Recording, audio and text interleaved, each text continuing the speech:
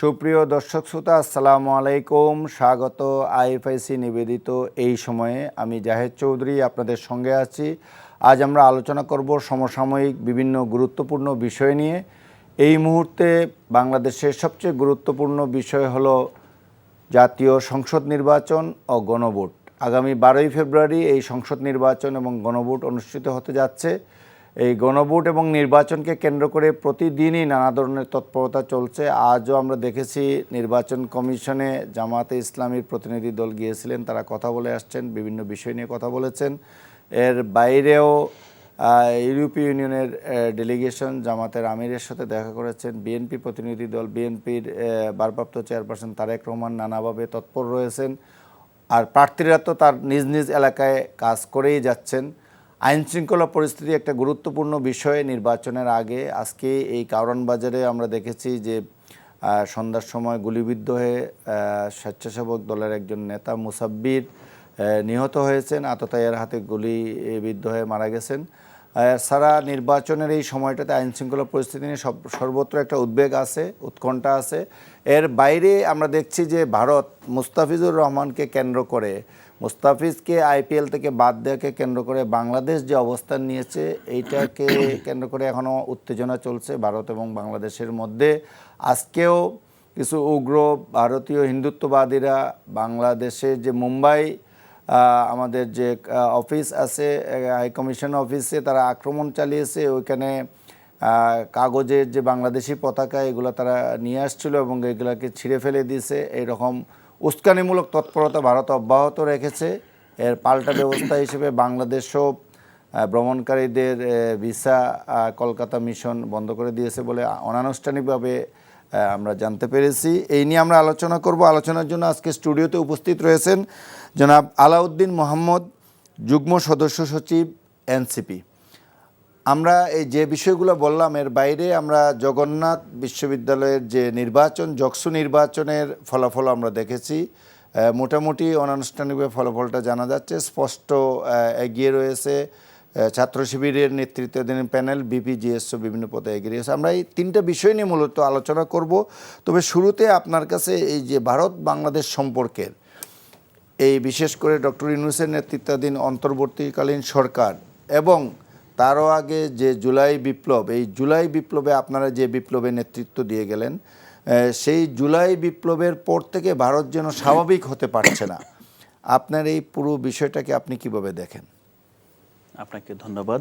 যারা দেখছেন সবাইকে শুভেচ্ছা জানাচ্ছি।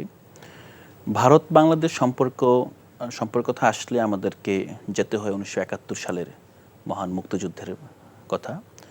মুক্তিযুদ্ধকে আমরা যেভাবে দেখেছি, আমরা দেখেছি যে এটা আমাদের একটি জনযুদ্ধ, আমাদের আত্মনিয়ন্ত্রণাধিকার প্রতিষ্ঠানের সংগ্রাম, আমাদের স্বাধীনতা সংগ্রাম। এবং বাংলাদেশে প্রায় 9 মাস নিজেরাই কিন্তু নিজেদের ভূখণ্ডে যুদ্ধ চালিয়েছে। শেষ মুহূর্তে এখানে ভারত সরাসরি যুদ্ধে যুক্ত হয়, সেটা আমরা দেখি। তারপর এই যুদ্ধে যুক্ত হওয়ার পর আপনার এই যুদ্ধের পুরো ক্রেডিটটা কিন্তু ভারত নিয়ে যায়। আমরা কিন্তু আজকে যেটা দেখি যে মুক্তিযুদ্ধের ইতিহাস নিয়ে আমাদের দেশের বাইরে অনেকগুলো বিভ্রান্তি ছড়ানো হয়। এই বিভ্রান্তির একটা বড় জায়গা কিন্তু এই পুরো মুক্তিযুদ্ধটাকে বহির্বিশ্বে ভারত পাকিস্তান যুদ্ধ হিসেবে চিহ্নিত করে। এবং এইবার আমরা বিজয় দিবসের অনুষ্ঠানে দেখেছি, নরেন্দ্র মোদীর টুইট দেখেছি, খুবই আপত্তিজনক। এখানে বাংলাদেশের কথাটা একবারের জন্য উল্লেখ করা হয়। এইরকম একটা নেগলিজেন্সি সবসময় এটা তারা করে আসছে, বাংলাদেশকে নেগলেক্ট করে আসছে। না, মূল এই জায়গাটা আপনি খুব মানে স্পষ্টভাবেই উল্লেখ করেছেন। এটা কিন্তু শুধুমাত্র এবছরে যে নরেন্দ্র মোদী করেছেন তা নয়, এটা হিস্ট্রিক্যালি ভারত করে যাচ্ছে। কি করে যাচ্ছে? ইতিহাসে এটাকে ভারত পাকিস্তান যুদ্ধ এবং 1965 সালে পাকিস্তানের কাছে ভারতের লজ্জাজনক হারের একটা প্রতিশোধ হিসেবে তারা 1971 যুদ্ধকে দেখে। কিন্তু আমাদের কাছে কিন্তু এটা আমাদের অস্তিত্বের প্রশ্ন। আমাদের পূর্বপুরুষগণ যুদ্ধ করেছে এখানে, এবং পৃথিবীর অপরাপর জনযুদ্ধ, স্বাধীনতা যুদ্ধের মতোই এখানেও তারা প্রতিবেশী ভারত থেকে আশ্রয় পেয়েছে, ট্রেনিং পেয়েছে, অস্ত্রশস্ত্র সহযোগিতা পেয়েছে, বিভিন্নভাবে তারা সাপোর্ট পেয়েছে। যুদ্ধটা করেছে বাংলাদেশের মানুষ, 9 মাস ধরে যুদ্ধ করেছে, রক্ত দিয়েছে, শহীদ হয়েছে, এটা একান্তই বাংলাদেশের জনগণের যুদ্ধ, বাংলাদেশের এটা প্রতিবেশী দেশ হিসেবে ভারত সহযোগিতা করেছে শেষ পর্যায়ে এসে, কিন্তু এটাকে ছিনতাই করে নিয়ে যাওয়া হয়েছে। হ্যাঁ, এই জায়গা থেকে যদি আমরা সম্পর্কটা দেখি, ভারত সবসময় মানে এই বাংলাদেশের যে অস্তিত্ব, আমরা তো আসলে এটা খুব সহজে পাকিস্তানকে সবসময় টেনে নিয়ে আসি। পাকিস্তানের সাথে আমাদের সম্পর্ক অবশ্যই, যেহেতু পাকিস্তানিদের, বিশেষ করে পাকিস্তানের যেই সেনাবাহিনী, তাদের বিরুদ্ধে এদেশের সাধারণ জনগণ যুদ্ধ করেছে এবং যুদ্ধে পাকিস্তান সেনাবাহিনী এখান থেকে পরাজিত হয়ে বিদায় নিয়েছে। সেই প্রেক্ষাপটে অবশ্যই পাকিস্তানের সাথে আমাদের জনগণের সম্পর্কের যে রসায়ন, সেক্ষেত্রে আপনার ইমোশন যেভাবে আছে, হারানোর বেদনা আছে, একই সাথে কিছু কিছু ক্ষেত্রে অনেকের মনে কষ্ট, ঘৃণা থাকতেই পারে। সেটা নিয়ে আসলে আমাদের বড় কোনো মানে বক্তব্য নেই। এটা যে যেভাবে এটাকে ধারণ করে সেটা সেভাবেই সে স্বাধীন দেশের নাগরিক হিসেবে সেটাকে ধরতে পারে। পাকিস্তান পরাজিত শক্তি, বাংলাদেশের কাছে পাকিস্তান হেরেছে এবং তারা সারেন্ডার করেছে, এগুলো নিয়ে তো কোনো প্রশ্ন কিংবা এগুলো নিয়ে কোনো বিতর্কের সুযোগ নেই। বাট ভারতের ভূমিকাটা বারবারই এখানে চলে আসে যে তারা আমাদের সহযোগিতা করেছে, কিন্তু এই সহযোগিতাটাকে তারা কি পর্যায়ে নিয়ে গেছে, এই কথাটা চলে আসে বারবার। এক্স্যাক্টলি। সো আমরা যদি ৭১-এর সেই দৃষ্টিভঙ্গিটা দেখি, ভারতের দৃষ্টিভঙ্গি বরাবরই ছিল যে বাংলাদেশকে তারা সৃষ্টি করেছে এবং ভারত পাকিস্তান যুদ্ধের ফল হিসেবে একটা নতুন রাষ্ট্রের জন্ম হয়েছে এবং সেই রাষ্ট্র সবসময় তার আজ্ঞাবহ থাকবে। সে রাষ্ট্র তার মতো করে স্বাধীনভাবে তার সার্বভৌমত্ব নিয়ে বিশ্বের বুকে তার মানচিত্র নিয়ে স্বাধীনভাবে স্বাধীন ভয়েস হিসেবে দাঁড়াবে, এটা কিন্তু ভারত এখনও মেনে নিতে পারছে না। না পারার কারণে আমরা দেখি যে আপনার ১৯৭১ থেকে শুরু করে ৭৫ পর্যন্ত যে রিজিম, ৭৫-এর পরে কিন্তু আপনার যখন এখানে শেখ মুজিবুর রহমান নিহত হয়, তারপর ভারত কিন্তু এখানে সর্বপ্রথম মোশতাকের সরকারকে সমর্থন জানিয়েছিল। আপনার ভারতের যে আপনার হাই কমিশন ছিল, হাই কমিশন সরাসরি, সেক্ষেত্রেও কিন্তু এখানে একটা আপনার হিস্ট্রিয়ানরা এটাকে এইভাবে দেখে যে শেখ মুজিবের হত্যার সাথে ভারতের এখানে সম্পর্কটা কি, এটা কি সাপোর্ট করেছে, এটা অপোজ করেছে, নাকি এই জিনিসটা তারা মনে করেছে যে না এই জিনিস মানে বাংলাদেশকে দুর্বল করা এবং বাংলাদেশকে শক্তিশালীভাবে না দাঁড়ানোর ক্ষেত্রে শেখ মুজিবের অ্যাবসেন্স একটা ভালো ভূমিকা রেখেছে। এবং ভারত কিন্তু সেখানে প্রথম দিনেই বার্তা দিয়ে দিয়েছে বাংলাদেশিদের তখনকার সময়ে যে তারা বাংলাদেশিদের সাথে কাজ করতে ইচ্ছুক। কিন্তু কোন বাংলাদেশিদের সাথে? যারা তাদের স্বাধীনতা যুদ্ধের অন্যতম স্থপতি, তার হত্যার পর তার প্রথম দিনে তারা সাপোর্ট নিয়ে এসেছে। আমি যে এসেন্সটা ধরতে চাচ্ছি, তারপর যেই মানে শহীদ রাষ্ট্রপতি জিয়াউর রহমান ৭৫-এর নভেম্বরে যেভাবে বাংলাদেশকে নতুনভাবে নতুন নেতৃত্বের মাধ্যমে তুলে ধরে, তখন কিন্তু বোঝা গিয়েছে ভারতের প্রকৃত রূপ। তখন ভারত কিন্তু বাধ্য হয়ে আপনার জিয়াউর রহমানের প্রশাসনের সাথে সম্পর্ক রেখেছে, কিন্তু জিয়াউর রহমান কিন্তু থেমে থাকেন না। তিনি কিন্তু নেপালে গিয়েছে, নেপালে রাজদরবারে গিয়ে সার্ক প্রতিষ্ঠার জন্য উদ্যোগ নিয়েছে। সাউথ এশিয়ার অন্যান্য রাষ্ট্রগুলোকে এক কাতারে এনে মূলত ভারতের বিরুদ্ধে কিন্তু একটা অ্যালায়েন্স তৈরি করেছে। কীরকম অ্যালায়েন্সটা?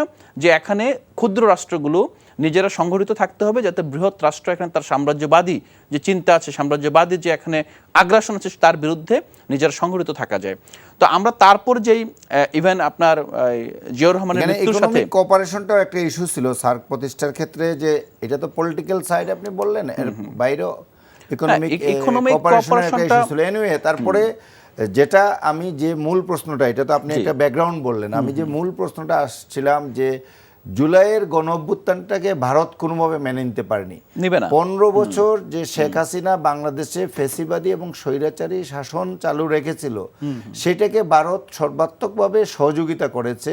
আমরা দেখেছি ৩টি নির্বাচনেই, প্রথম নির্বাচনে সুজাতা সিং বাংলাদেশে আসলেন এবং উনি বলে দিলেন যে নির্বাচনে যেতে, এরশাদকে বাধ্য করলেন এবং একদলীয় নির্বাচন এবং ভোটারবিহীন নির্বাচনটা, যেটাতে ১৫৩ সিটে মানে আওয়ামী লীগ বিজয়ী হলো, যেটাকে ভোটারবিহীন নির্বাচন বলা হয়। তারপরের দ্বিতীয় নির্বাচন যেটা ১৮, এটা রাতের ভোট বলা হয়, সেটাতেও আমরা ভারতের ভূমিকা দেখলাম। তৃতীয় যেটা সর্বশেষ আমিন আমিন নির্বাচন, এখানেও দেখলাম যে প্রতিটা নির্বাচনের পরেই যেটা ভারত এটাকে ওভারওয়েলমিংলি এটাকে অ্যাকসেপ্ট করে সমর্থন জানালো। কিন্তু এর বিরুদ্ধে যে জুলাইয়ের আপনাদের গণ অভ্যুত্থান, এরপর থেকে তো ভারতের ভূমিকাটা ভিন্ন। আমি বলতে চাচ্ছি যে কেন এই ভূমিকাটা, কেন ভারতের এই আমি জাস্ট যেই পয়েন্টে ছিলাম, জিয়াউর রহমানের অ্যাসাসিনেশনের পর এরশাদের যেই ক্ষমতা আরোহণ, আপনার সেই জায়গায় এরশাদের সাথে ভারতের সম্পর্ককে আমাদের কিন্তু মূল্যায়ন করতে হবে। বাংলাদেশে কিন্তু ৭১-এর পর আপনার প্রথম আজ্ঞাবহ শাসক পায় দিল্লি এরশাদের মাধ্যমে। আপনি যদি এরশাদের পুরো শাসনকাল বিবেচনা করেন এবং তার প্রতিষ্ঠিত পার্টির দিল্লির সাথে তাদের সম্পর্ক বিবেচনা করেন, আপনি দেখবেন যে এরশাদের পুরো রুলটাই আসলে ইন্ডিয়া এখানে তার নতুন যেই শক্তিটা এখানে জিয়াউর রহমানের সময়ে তার হস্ত বহির্ভূত হয়েছিল সেটাকে নতুন করে হস্তগত করেছে। ৯১-তে যেইটা নতুনভাবে গণতান্ত্রিক ট্রানজিশন হয়, সেই ক্ষেত্রে আমরা ৯১ থেকে ২০০৬ পর্যন্ত আমরা দেখি যে এখানে মোটামুটি একটা স্বাধীন আপনার সরকার, স্বাধীন সরকার বলতে সরকার মোটামুটি এখানকার জনগণের ম্যান্ডেট নিয়ে স্বাধীনভাবে শাসন করতে পেরেছে। কিন্তু এর ভিতরে আপনি যদি গত মেয়াদে দেখেন যে আপনার ৪ দল ঐক্যজোট সরকারের সময় যে এখানকার যে ইনসার্জেন্সি শুরু হয়, এটার প্রেক্ষিতে কিন্তু 111 ঘটে। 111-এর পরে পুরো সময়টা কিন্তু দিল্লি তার আজ্ঞাবহ সরকার পেয়েছে।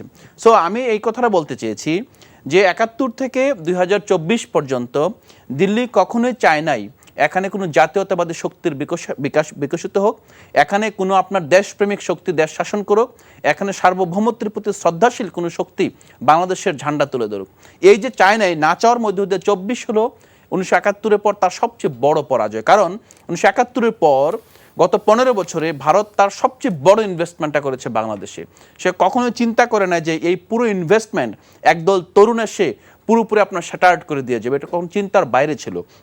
সেই জায়গা থেকে ভারতের এখনকার যে অবস্থান, এই অবস্থানকে কিন্তু আমরা একটা অস্থিরতা দেখতে পাচ্ছি তার ভেতরে।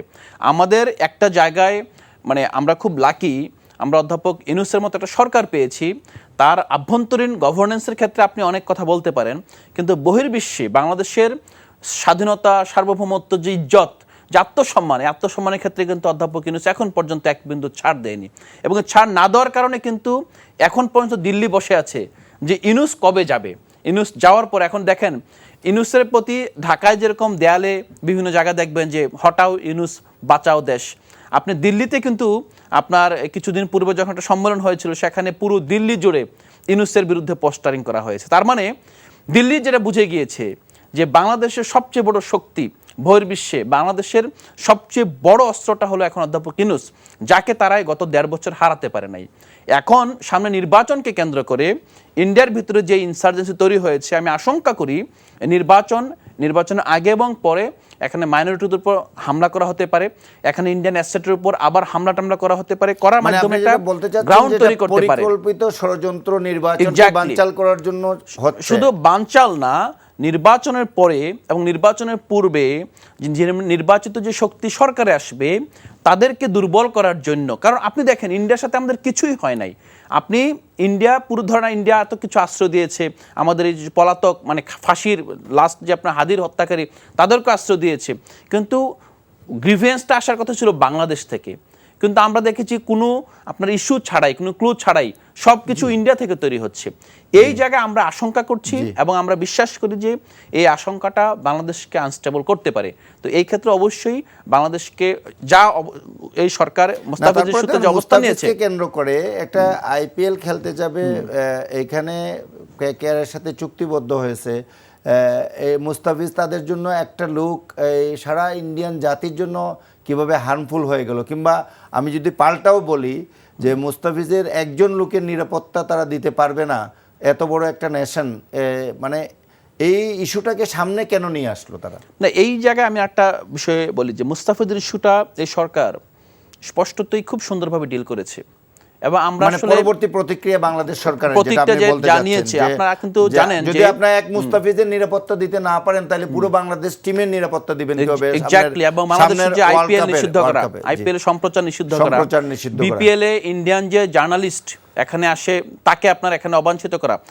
রাষ্ট্র আসলে পররাষ্ট্রনীতি এইটাই যে আমরা যে বলি চোখে চোখ রেখে কথা বলা, হ্যাঁ, অথবা ন্যায্যতা ভিত্তিক সম্পর্ক, সেটাই যে টিট ফর ট্যাট।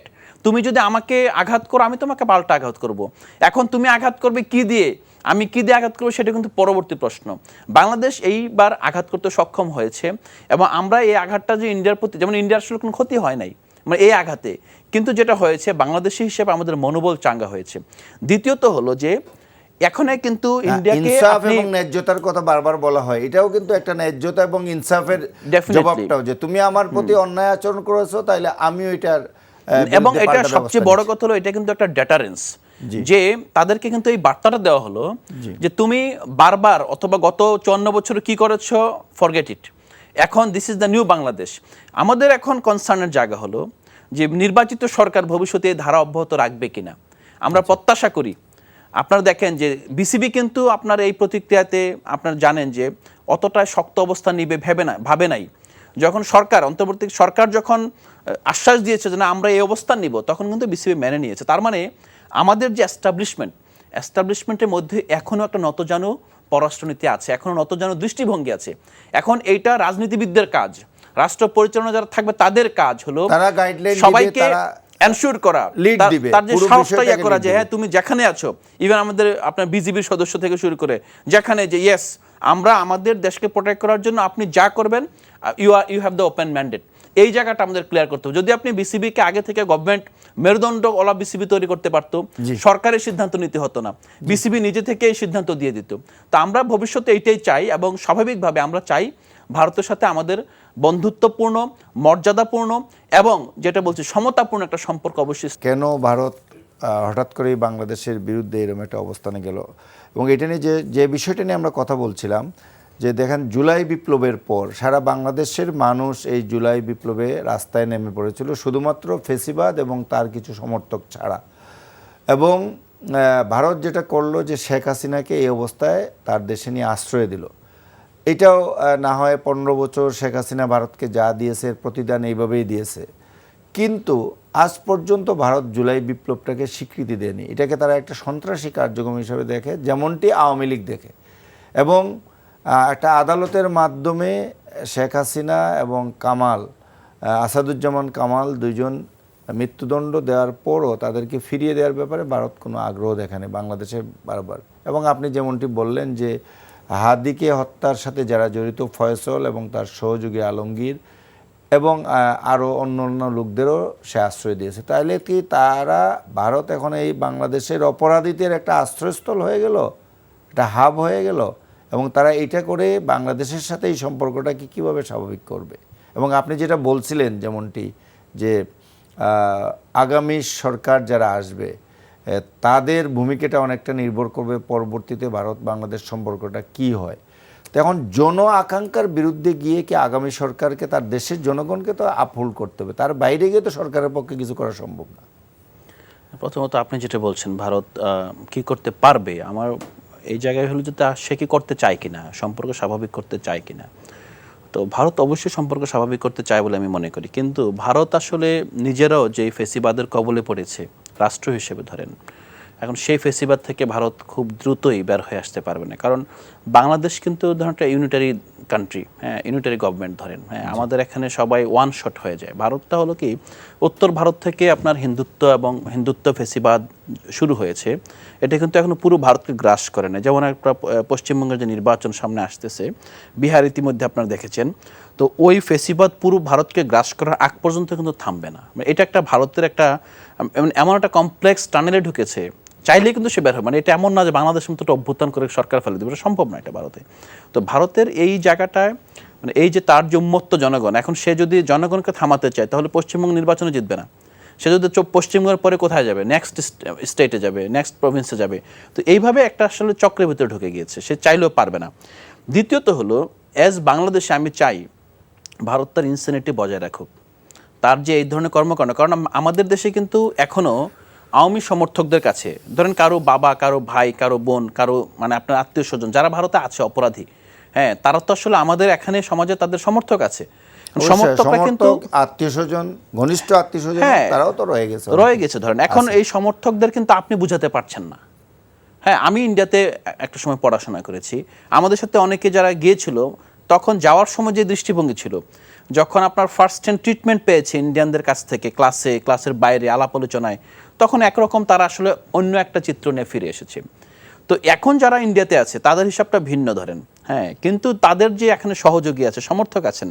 ক্রিকেট খুব বাংলাদেশের মানুষের কাছে খুব সেন্সিটিভ একটা বিষয়, অথবা এখানে খুব কালচারটা অনেক সময় হয় না, কিন্তু ক্রীড়া আপনার পপুলিস্ট যে বিষয়গুলো, সিনেমা আছে, হ্যাঁ, ক্রিকেট আছে, কিংবা অন্যান্য ধরনের আপনার যে দুই দেশের মধ্যকার যে খেলা, আপনার কমন ফোরামগুলো আছে, এই জায়গাগুলোতে যখন ইন্ডিয়ানরা ব্লক দেওয়া শুরু করবে, কোনো মুসলিম হিসেবে না, কোনো জামাত হিসেবে না, কোনো বিএনপি হিসেবে না, আওয়ামী লীগ হিসেবে না, পুরো বাংলাদেশি হিসেবে, তখন কিন্তু বাংলাদেশ ঐক্যবদ্ধ হওয়ার একটা পথ তৈরি হবে। এবং বাংলাদেশ যদি ভারত প্রশ্নে ভারতে কিভাবে ডিল করবো, আমি বলতেছি না যে ভারত বিরোধিতায় ঐক্যবদ্ধ হও, নো, ভারত প্রশ্নে ঐক্যবদ্ধ হতে হবে যে আমরা ভারতকে কিভাবে ডিল করব, সবগুলো রাজনৈতিক দল একমত। এখন এই মুহূর্তে একমতের ক্ষেত্রে বাধা হলো আওয়ামী লীগ। যেহেতু বাধা, আমরা একটা আপাতত একটা সলিউশন আছে, যেহেতু আওয়ামী লীগ ভারতের সাথে ডিল করার ক্ষেত্রে সবাই এক ধরনের ডিলিংস চায়, আওয়ামী লীগের ডিলিংস আলাদা, তাহলে আওয়ামী লীগ একটা চিত্রের বাইরে আছে। কিন্তু তারা যদি চিত্রে প্রবেশ করতে চায় অদূর ভবিষ্যতে, তাদেরকে এই জায়গা আপনার এখানে একটা কাট অফ তৈরি করতে হবে যে হ্যাঁ, এই ভারত প্রশ্ন তোমাকে সলভ করে এসে এখানে ইয়ে করতে হবে। এইটার জন্য ভারতের এই যে জনগণের যে উস্কানি, ভারত কালকে আগরতলা হামলা, পরশু মুম্বাইতে হামলা, দিল্লিতে আপনার হাই কমিশনে হামলা, তো এই সবগুলো কিন্তু বাংলাদেশিদের ঐক্যবদ্ধ করার একটা প্ল্যাটফর্ম অথবা ঐক্যবদ্ধ করার একটি সূত্র তৈরি করতে পারে। এবং আমি এই জিনিসটাকে বাংলাদেশ হিসেবে ইতিবাচকভাবে দেখি, কারণ এখানে আমাদের হারানোর কিছু নেই। আপনি যেখানে আমাদের এখানে দূতাবাসগুলোতে হামলা হবে, আপনি কিন্তু বহির্বিশ্বে আপনি ভিকটিম হিসেবে নিজেকে হাজির করবেন, এটাই স্বাভাবিক। এবং আন্তর্জাতিক রাজনীতিতে যে কোনো দেশ ধরেন, আমেরিকার মতো দেশ নিষিদ্ধ করার বিষয়টাও যদি ধরেন যে ইন্টারন্যাশনাল কমিউনিটিতে অন্য জায়গা থেকে আইসিসির অন্য দেশ তারা খুব প্রভাবশালী, আনডাউটলি বিসিসি অনেক প্রভাবশালী, কিন্তু তারপরেও কিন্তু আপনার কমিউনিটি অন্য জায়গা থেকে বাংলাদেশের স্ট্যান্ডের বিরুদ্ধে যাওয়ার কোনো স্কোপ নাই, কথা বলার স্কোপ নাই, কারণ শুরুটা করেছে ভারত, যে কারণে এটার কাউন্টার হিসেবে বাংলাদেশ এই পদক্ষেপ নিচ্ছে কিংবা নিয়েছে। আচ্ছা, আমি এখন একটু ভিন্ন প্রসঙ্গে আসতে চাই যে আজকে একটা গুরুত্বপূর্ণ নির্বাচন হয়ে গেছে, ছাত্র সংসদ নির্বাচন। এর আগে আমরা দেখেছি ঢাকা বিশ্ববিদ্যালয়ে ছাত্র সংসদ নির্বাচন, ডাকসু, রাকসু, চাকসু, 4টা নির্বাচন এর আগে ইতিপূর্বে হয়ে গেছে। এবং এই নির্বাচনগুলোতেও যে ফলাফল আমরা দেখেছিলাম, বেশ লম্বা একটা বিরতি দেওয়ার পর আজকে জগন্নাথ বিশ্ববিদ্যালয়ের নির্বাচন, ছাত্র সংসদের নির্বাচন হয়। জি, তো এইখানে আমরা যেটা দেখতে পাচ্ছি যে জগন্নাথ বিশ্ববিদ্যালয়ের ছাত্র সংসদ নির্বাচনেও ছাত্র শিবির আগের 4টা নির্বাচনের মতোই, ছাত্র সংসদ নির্বাচনের মতোই তারা বিপুল বিজয় অর্জন করেছে এবং একচেটিয়া বিজয় পেয়েছে এখানে। যদিও সারাদিন ধরে আমরা দেখছিলাম যে ভিপি পদে একটা কন্টেস্ট হয়েছে, সারাদিন ধরে কাউন্ট হয়েছে, গতকালকে নির্বাচনটি হয়েছে, আজকে ইনফ্যাক্ট সারাদিন ধরে এটা কাউন্টিং চলেছে।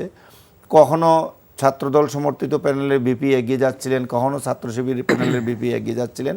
শেষ দিকে আমরা এসে দেখলাম যে 1000 ভোটের ব্যবধানে আপনার ছাত্র শিবিরের ভিপি প্রার্থী বিজয়ী হয়েছেন এবং অন্যান্য পদগুলোতেও তারা বিজয়ী হয়েছেন। 21টা পদ ছিল, তো এর মধ্যে এই যে নিরঙ্কুশ বিজয়, এর ভিতর অনেক কিছুই হয়েছে। আপনি কি মনে করেন যে নেক্সট নির্বাচন, জাতীয় সংসদ নির্বাচনে এই ছাত্র সংসদ নির্বাচনগুলোর বিজয়ে কোনো প্রভাব ফেলবে? প্রথমত আমার কখনোই মনে হয় না যে ছাত্র সংসদ নির্বাচনের কোনো সরাসরি প্রভাব জাতীয় নির্বাচনে পড়বে। একটা প্রভাব তো পড়ে হলো কি নেতাকর্মীদের মনোবল চাঙ্গা হয়।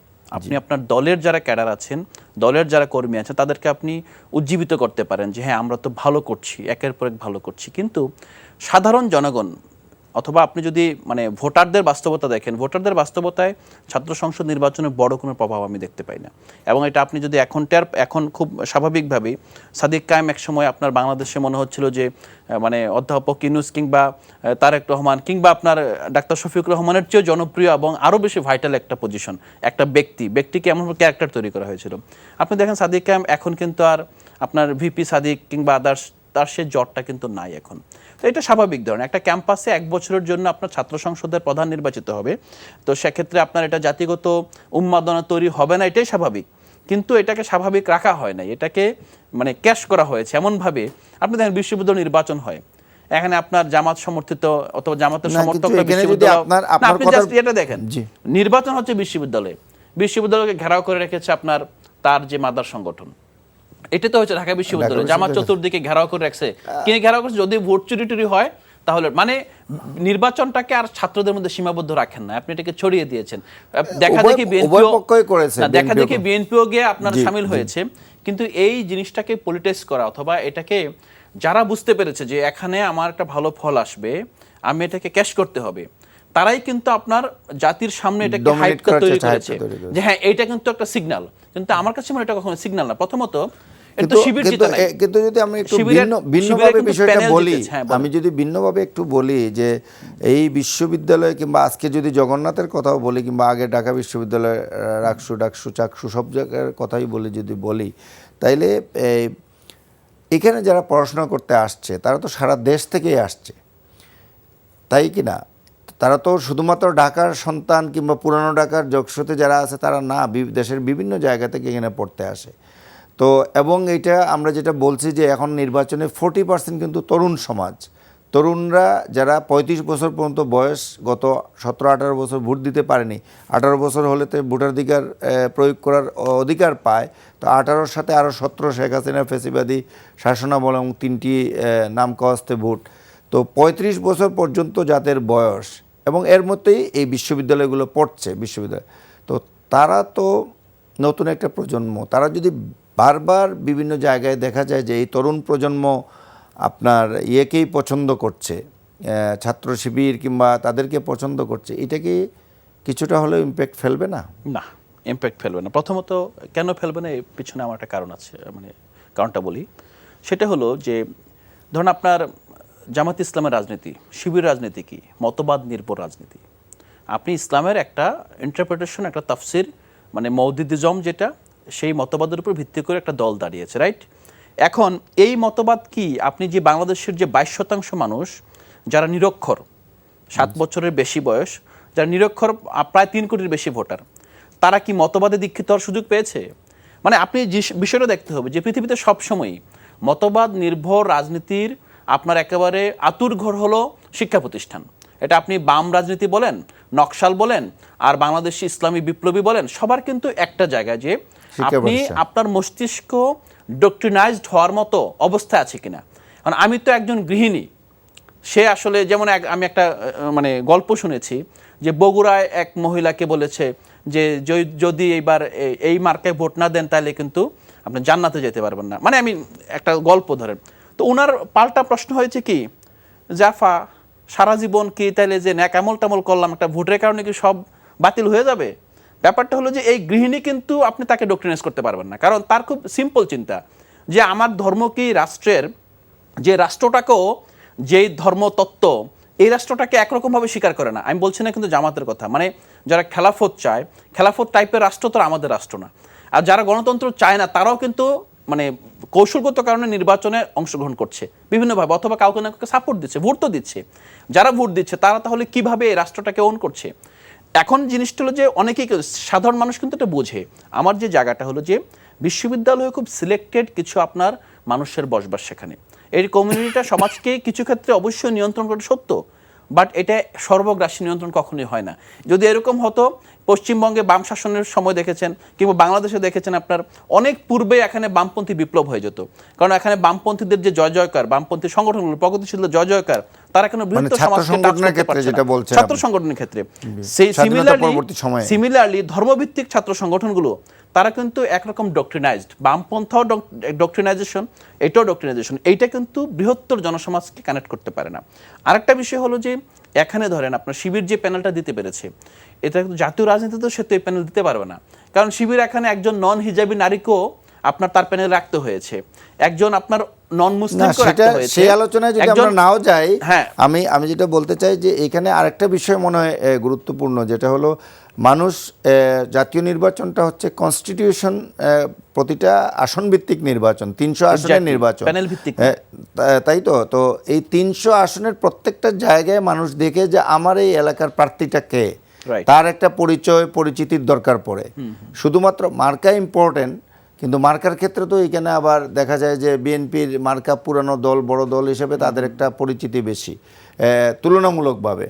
তো সেইখানে তো অন্যরা একটু পিছিয়ে পড়ে বড় দল হিসেবে। আগে আওয়ামী লীগ ছিল, এবার নির্বাচনে আওয়ামী লীগ নেই, জাতীয় পার্টি আছে কিন্তু খুবই মানে নন সিগনিফিকেন্টলি আছে এখানে। তো এইটার জন্য এটাও তো একটা ইস্যু তাইলে এসে দাঁড়ায় যে আসলে আপনি কি মনে করেন, আপনি তো এনসিপির সাথে আছেন এখনো?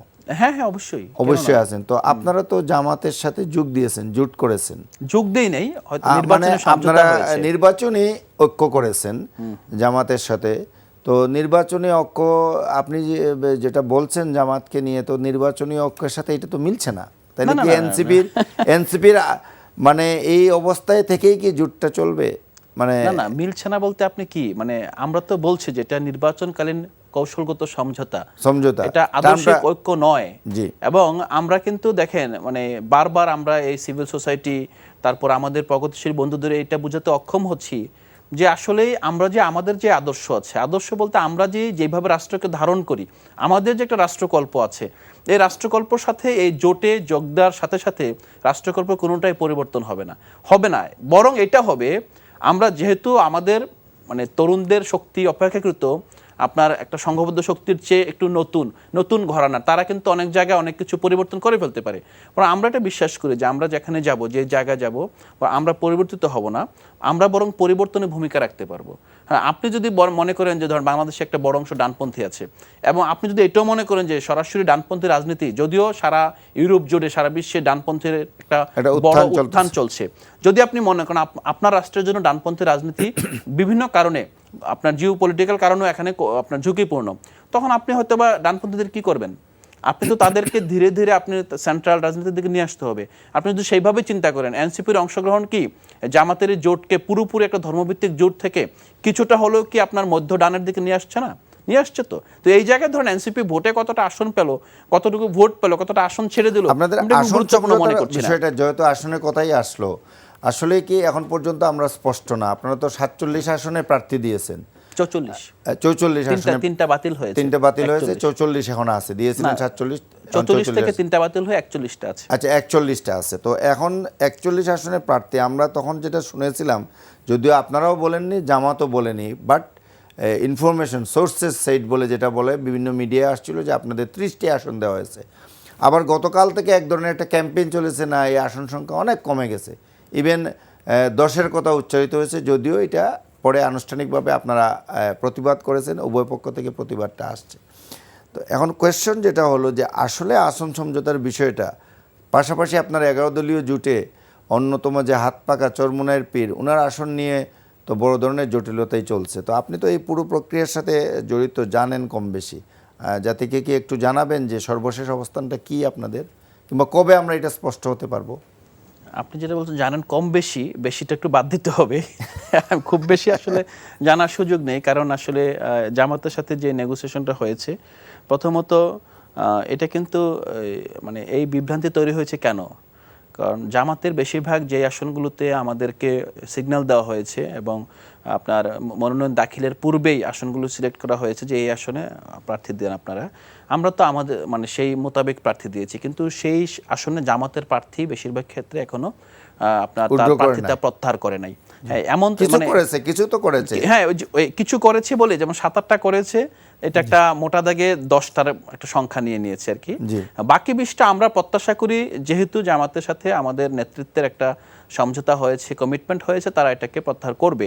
এবং আরেকটা বিষয় আছে এখানে, ধরেন যত দ্রুত প্রত্যাহার হতো তত কিন্তু, যেহেতু আমাদের নতুন রাজনৈতিক দল এবং আমাদের জামাতের সাথে যাওয়ার কোনো আপনার দের ইজ নো স্কোপ অ্যাকসেপ্ট, যেটা আমাদের সংগঠনের তৃণমূলে শক্তিশালী তাদের সংগঠন আছে। হ্যাঁ, আমাদের কিন্তু এমন না কিন্তু জামাতের লোক যেই লোক জামাতকে ভোট দেবে তারা আমাকে দেবে, নট নেসেসারিলি, প্রার্থী দেখে জনগণ ভোট দেবে। কিন্তু আমাদের ওই কেন্দ্রভিত্তিক আপনার নির্বাচন পরিচালনা, আপনার মানে এই অনেকগুলো জায়গা থাকে, আমরা মূলত সংগঠনের জন্যই তো জামাতের সাথে সমঝোতা করেছি। এখন জামাত যদি মনে করে যে না, আমাদেরকে লাস্ট মুমেন্টে আপনার তারা প্রার্থীদের প্রত্যাহার করবে, তখন হয়তো বা এখানে আপনার জামাতের সাথে এনসিপির নেতৃবৃন্দের অথবা যারা এই জোটকে ইভেন প্রত্যাহার মানে জোটের আইডিয়াটাকে অনেকে স্বাগত জানেন, আপনি দেখেছেন, ধরেন না জানিয়েও কিন্তু তারা দলের সাথে সামহাও একমত আছে যে ঠিক আছে, দল যেহেতু ক্রান্তিকারী একটা সময় মনে করেছে যে জামাতের সাথে গেলে আমাদের দলের সর্বোচ্চ অর্জন হতে পারে।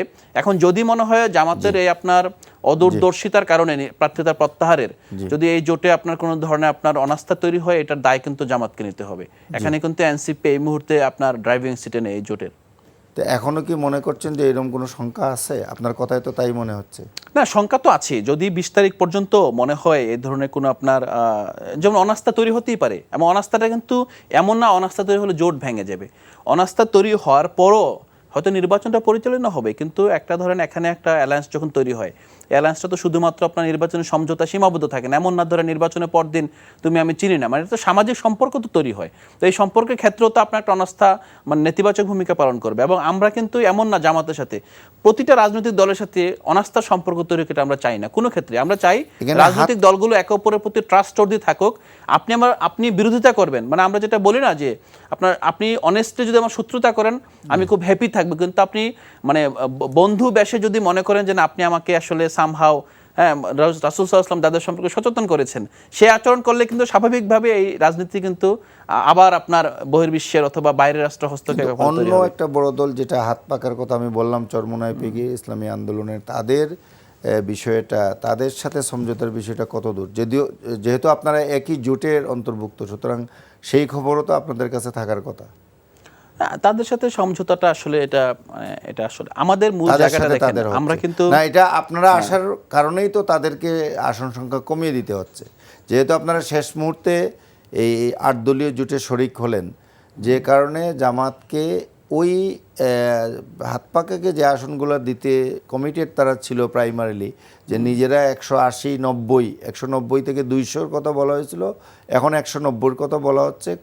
এটা হয়তো 180 পর্যন্তও যেতে পারতো, আর বাকিটা তো তারা ছেড়েই দিচ্ছে শরিকদের জন্য। কিন্তু এই শরিকদের মধ্যে আপনারা ভাগ বসিয়ে দিলেন ইসলামী আন্দোলন কিংবা হাত পাকা কিংবা চরমোনাইয়ের পীরের ইয়েতে।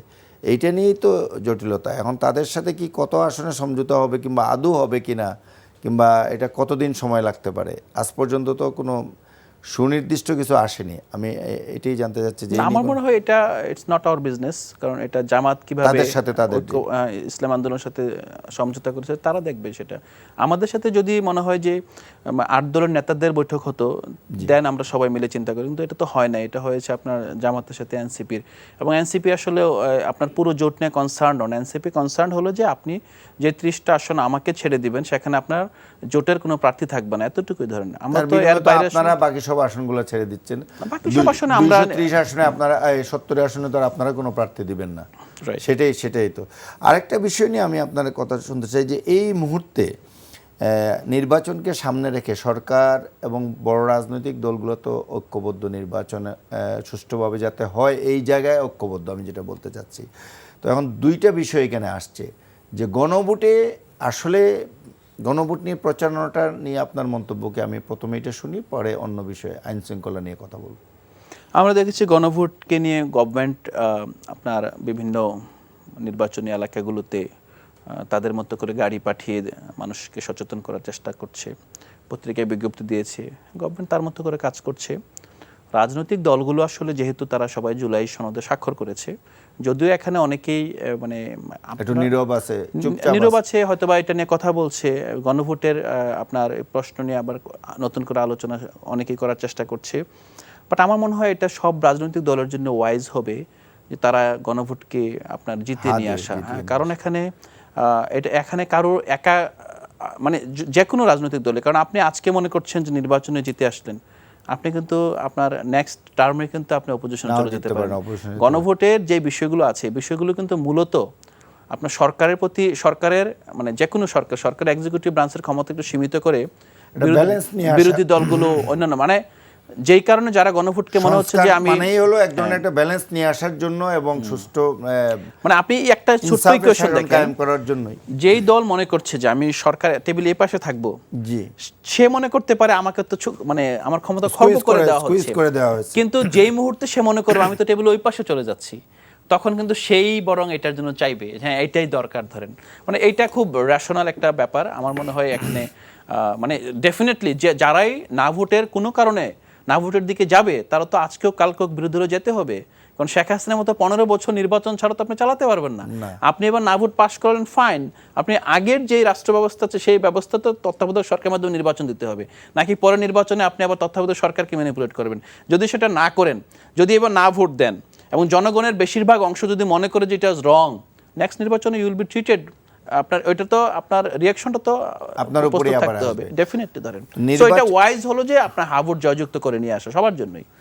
নির্বাচনে সামনে রেখে আপনার কি মনে হয় যে আইনশৃঙ্খলা পরিস্থিতি, যেমনটি আমরা আলোচনার শুরুতেই বলছিলাম যে আজকে এই আমাদের কারওয়ান বাজারের পাশেই তেস্তুরি বাজারে স্বেচ্ছাসেবক দলের উত্তরের সেক্রেটারি, সাবেক সেক্রেটারি, উনি গুলিবিদ্ধ হয়ে মুসাব্বির নিহত হয়েছেন, আরেকজন আনোয়ার হোসেন আহত হয়েছেন। নির্বাচনের এই অবস্থায় যেখানে আইনশৃঙ্খলা বাহিনী মাঠে রয়েছে, অ্যাক্টিভ রয়েছে, তো এই রকম রাজধানী ঢাকার বুকে এই জাতীয় ঘটনা কি নির্বাচনের আইনশৃঙ্খলা পরিস্থিতির কী সিগন্যাল দিচ্ছে? কিংবা আমরা দেখছি যে গোয়েন্দা রিপোর্টগুলো আসছে এখন বিভিন্ন জায়গায় এরকম ল অ্যান্ড অর্ডার সিচুয়েশনকে পরিকল্পিতভাবে নষ্ট করে নির্বাচনের পরিবেশকে নষ্ট করে একটা চক্রান্ত ষড়যন্ত্র সক্রিয় রয়েছে। মানে আপনার কি মনে হয় যে এটা কি শেষ পর্যন্ত নির্বাচন করা সম্ভব হবে সুষ্ঠুভাবে এই ধরনের পরিস্থিতি বহাল রেখে? প্রথমত যে পরিস্থিতি আমরা দেখি যে একটা রুটিন করে এখানে আপনার কিলিং হচ্ছে, দেখবেন যে একটা কিলিংয়ের প্রভাব যখন একটু নিচের দিকে নামতে থাকে আরেকটা কিলিং হচ্ছে এখানে এই জায়গা। আর ঢাকার বাইরে কিন্তু আপনার প্রতিদিনই হত্যাকাণ্ড হচ্ছে, গতকালকেও দুটো কিলিং আছে, বেশিরভাগই কিন্তু আপনার টার্গেট কিলিং এবং বেশিরভাগ মানে কিলিং এর তো ধরন আছে, ধরেন দা দিয়ে কুপিয়ে মারা কিংবা পিটিয়ে মারা, কিন্তু আপনি যখন অস্ত্র ব্যবহার করে, আগ্নেয়াস্ত্র ব্যবহার করে যে কিলিংটা, এটা তো আসলে খুবই স্পষ্টতই রাষ্ট্রকে অস্থিতিশীল করার একটা এখানে প্ল্যান ওয়েতে এবং ব্ল্যাঙ্ক পয়েন্ট থেকে গুলি চালিয়ে সেই জায়গায় প্রথমত আপনার এটা অ্যালার্মিং সত্য, but at the same time আমার মনে হয় সরকার যদি দৃঢ় হয়, আর বর্তমানে যেই পরিবেশটা তৈরি হয়েছে বিশেষ করে তারেক রহমান দেশে ফেরার পর থেকে, এবং এই তারেক রহমানকে ঘিরে আবার রাজনৈতিক দলগুলো যেভাবে আপনার প্রতিদিনে কারো না কারোর সাথে দেখা করছে, আলাপ হচ্ছে, এবং এটা কিন্তু সামহাও নির্বাচনী পরিস্থিতি অথবা রাজনৈতিক একটা পজিটিভ বার্তা দিচ্ছে। এখন এইটা নির্বাচন পর্যন্ত থাকবে কিনা এটা হলো প্রশ্ন। যদি এমন হতো যে 20 তারিখে আপনার প্রচারণা শুরু হবে, এখন যদি আপনার আজকে 9 তারিখ না 10 তারিখ ধরেন, আরও প্রায় 10 দিন সময় আছে যে আপনার প্রচারণা শুরু করার, মানে ফরমালি ধর নির্বাচন কমিশনের পরে। এখন মূল প্রবলেমটা কিন্তু তখন হবে যখন আপনার সব প্রার্থীরা শোডাউন শুরু করবে, যখন তারা মানে আপনার নেমে যাবে নেতাকর্মীদের নিয়ে, ওই সময়কে নিরাপত্তাটা কিভাবে দিবেন? এখন তো আপনি নির্বাচন কমিশন কর্তৃক আপনার যে বিধিমালা, সেই বিধিমালা আলোকে আপনি সেইভাবে শোডাউন দিতে পারছেন না, বড় সমাবেশ করতে পারছেন না। তো এই জায়গাগুলোতে আমার মনে হয় খুবই শক্তিশালী ভূমিকা রাখতে হবে। আর নির্বাচন তো না করার আসলে এই মুহূর্তে মানে বাংলাদেশকে যদি এগিয়ে নিয়ে যেতে হয়, নির্বাচনটা 12 তারিখে করতেই হবে। There is no other solution. আমরা এখন যখন কথা বলছি আজকে জানুয়ারির 7 তারিখ রাতে, এখন 8 তারিখ পড়ে গেছে, তো এই সময়ে এইখানে 12 দিন যদি আমি বলি, এই 8 তারিখ থেকে 4 দিন এবং 1 মাস 4 দিন সময়, মাত্র 34 দিন সময় আছে। এই যদিও প্রচারণা শুরু হবে আনুষ্ঠানিকভাবে 20 তারিখের পর থেকে। তো এই অবস্থায় এই মুহূর্তে আপনার কাছে কি মনে হয় যে নির্বাচনকে সামনে রেখে সবচেয়ে বড় চ্যালেঞ্জ এই মুহূর্তে কি, কিংবা সরকারের কি করণীয়, কি করা উচিত? প্রথমত আপনি একটা বড় আপনার পরিবর্তন ঘটেছে জনগণ এখন বিশ্বাস করে নির্বাচন হবে, এবং জনগণ নির্বাচনের ট্রেনে উঠে গিয়েছে। এখন যদি কোনো কারণে নির্বাচন না হয়, আপনি এটা ধরে রাখবেন যে গভর্নমেন্টের অথবা আপনার এই এস্টাবলিশমেন্টের কোনো অ্যাক্টিভ আছে এই ব্যাপারে। যদি এটা হয় তাহলে আমি জনগণ যে কোনো মূল্যে তারা নির্বাচনে যেতে প্রস্তুত, এবং পলিটিক্যাল পার্টিগুলো সবাই খুব স্ট্রংলি নির্বাচনী ক্যাম্পেইনে আছে। এক্স্যাক্টলি, এটা নিয়ে তো আর কোনো এখন আমি কোনো বাধা দেখি না। হয়তোবা দুর্ভাগ্যজনকভাবে আমাদের অনেকগুলো ভায়োলেন্স মোকাবেলা করে এগোতে হবে, বাট আমি এখানে কোনো বাধা হতে পারে সেটাই যদি কারো কোনো প্লট থাকে, যদি কোনো প্লট থাকে যে আমরা এইটাকে কাজে লাগিয়ে একটা ঘোষণা দিয়ে দিব। যদি এরকম কিছু না হয়, এই আশঙ্কাটা যদি আপনার না থাকে, আমার না থাকে, তাহলে আমি মনে করি না যে এরকম অবস্থা বাংলাদেশের বর্তমান প্রেক্ষাপটে 100 জন 100 জায়গায় মারা গেলেও মানুষ নির্বাচনটা চাইবে। তো এই জায়গায় আপনি নির্বাচন না দেওয়ার পক্ষে কোনো যুক্তি নেই, এখন কোনোভাবে যুক্তি নেই। আপনার মোর ব্লাডশেড এখানে নির্বাচনকে আরও বেশি আরাধ্য করে তুলবে, নির্বাচনকে আরও বেশি আকাঙ্ক্ষিত করে তুলবে। মানে নির্বাচন থেকে সরে আসবে ব্লাডশেডের কারণে, এটা কিন্তু হবে না। এটা হওয়ার মতো পরিবেশ এখন নাই বাংলাদেশে। এখন এটা তো ডিপেন্ড করবে যে মানুষের আকাঙ্ক্ষা। মানুষ যদি নির্বাচনমুখী হয় তাইলে এক ষড়যন্ত্র কিংবা ছোটোখাটো 2-4টা ঘটনা ঘটিয়ে দিয়ে নির্বাচনের বিরুদ্ধে নিয়ে আসতে পারবে না, সেটাই তো আপনি বলতে চাচ্ছেন। এবং আমরা আশা করি যে একটা সুষ্ঠু সুন্দর নির্বাচন হবে। আজকের আলোচনায় অংশ নেওয়ার জন্য আপনাকে অসংখ্য ধন্যবাদ জানাচ্ছি। সুপ্রিয় দর্শক শ্রোতা, এতক্ষণ আপনারা অতিথির বক্তব্য শুনলেন। আজকের মতো এখানেই বিদায় নিচ্ছি। আল্লাহ হাফেজ।